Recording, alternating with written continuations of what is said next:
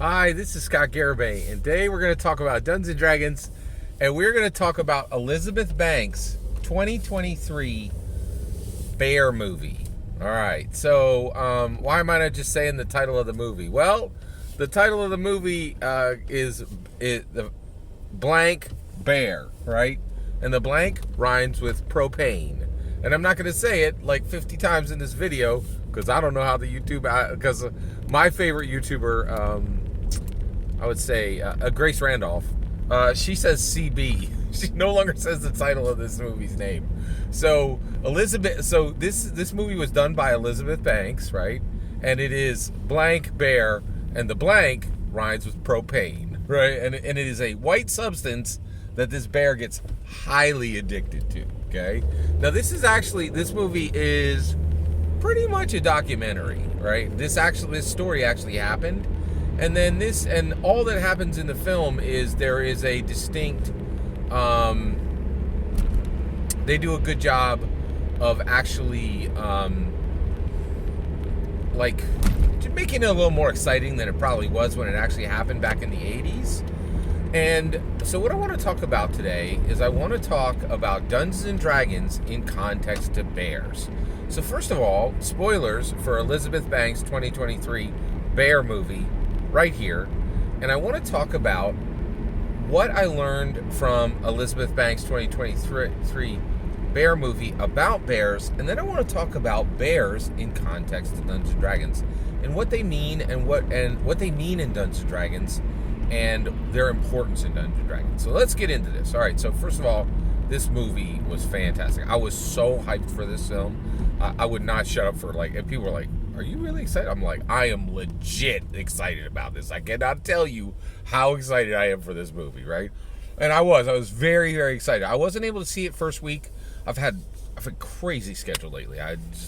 It's church stuff, and what's kind of strange is a lot of people I know have started reaching out for help with getting better employment. And so I'm very blessed. I've been, it's my first rodeo when it comes to being well employed. And so I've been getting a lot of questions from people and requests for assistance in getting better employment. So I've been, and people I know, who are, so I had a lot of stuff on my plate, and that's the only reason I didn't see this like opening night.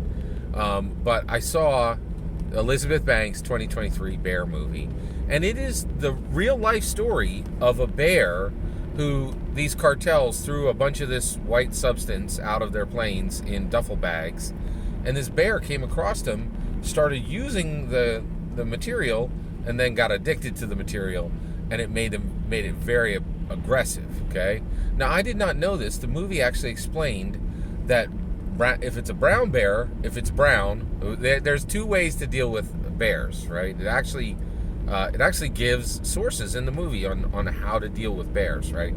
If it's brown, lay down. If it's black, attack. You should actually fight, right? Because a brown bear, if you just kind of go limp, it may leave you alone, right?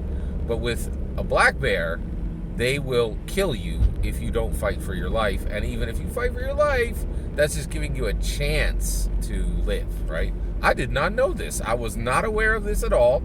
I live near Philadelphia, and I have never seen a bear in my entire life, right? Like, because I don't really go in the woods that often. But this movie was brilliant, and I absolutely loved it. But what it really made me think about is how we use bears in Dungeons and Dragons. So first of all, so let's talk about where beasts are encountered. Boy, oh boy, let's talk about the Monster Manual. The Monster Manual is a very weird book, right? And the reason why is it is called the Monster Manual, but I would actually say the majority of the things found in the Monster Manual are not monsters. There's a crap ton of stuff in the Monster Manual that is not a monster. The first and biggest one, and the most obvious one, in my humble opinion, is a unicorn. A unicorn is not a monster. What on earth is it doing listed in the Monster Manual? In addition to that, there are, like, angels are listed. Like, there's all kinds of, like, just sentient creatures are listed in the Monster Manual. It's very odd, right? Like, it is very strange, right? So it's really kind of problematic that that the monster manual lists a whole bunch of things that are not monsters. Well, let's list this. A bear is not a monster. It's just a creature who lives in the woods, right? And the reality is, it's very sad that, you know, sentient creatures like our humans, right, like ourselves, and soon AI, our fellow creators, AIs, will be going into the woods, disturbing these bears. But we are going into their space, right? So when bears attack humans, it's on us. Like, they own the woods, not us. Like, come on, right? Like, you know, so bears are not actually monsters at all, but we do list them in the monster manual. And I have to say, one of the issues is, like, people say, oh, you know, being a dungeon master is not hard. That is such a ridiculous statement. One of the things is, okay, if you're like, we hand these books to 12-year-olds, right? Like you could be that's literally the you know, that is where it is actually, that is the age you can start dungeon mastering, right? And so you're going to find a bear right in the monster manual listed, right? Now, it is listed under a beast section, but the reality is, I think a lot of dungeon masters use bears to kind of pair off, you know, they'll use a bear encounter to pair off some hit points from their player characters, to just kind of put a little spice into the game.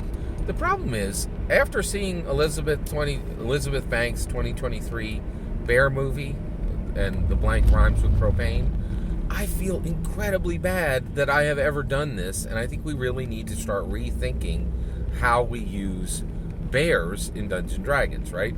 Because the reality is, we use them as monsters, we use them to attack player characters, and it is incredibly convenient, right? Because the nice thing about a bear in Dungeons & Dragons, to use, a nice way to use it in Dungeons & Dragons, is you can, like, you want a sense of danger, right? You want, like, hit points are a resource. So if they're going into a dungeon, or they're just crossing, so, you know, you want to, and actually, boy, I'll tell you right now, I never thought about this, but should we really be rolling on random encounter tables? That's not very responsible, right? Because we're putting player characters in positions to kill bears. And I will tell you right now, bears should not be killed. That's what I learned from Elizabeth Banks' 2023 bear movie. Because they have cubs, right? So there's this one scene in the movie where this mother, her daughter went out into the woods, and she knew that there was a bear that was addicted to this substance out there, so she went out to save him. And she finds her daughter in the black bear's, the addicted black bear's lair, and there are two little cubs, and they are covered in this white substance. They look like polar bears, right? And they look really super cute, and even the mother, right? Like, by the way, it's the black bear who attacks all these people and totally wrecks. The black bear addicted to this substance in this movie eats no less than 6 humans, right? Just straight eats their faces, bites their legs off. It is horrific. By the way, I didn't know this either. Bears can climb trees. I did not know that. And actually, and I would tell you that would be helpful, if you were going to have them attack player characters. But I'm really walking out of Elizabeth Banks' 2023 bear movie. I really think the point of this is that we really need to stop using bears as an attack option, and they should be removed from every random encounter table, because it's just not appropriate. Like, they're just trying to live their lives in the forest. And to me, responsible dungeon mastering, you should no longer use bears as to pair off hit points from a player character. In addition to that, right? Here you go. You know what should be in the 6e player handbook? You know what should come out of the current playtest?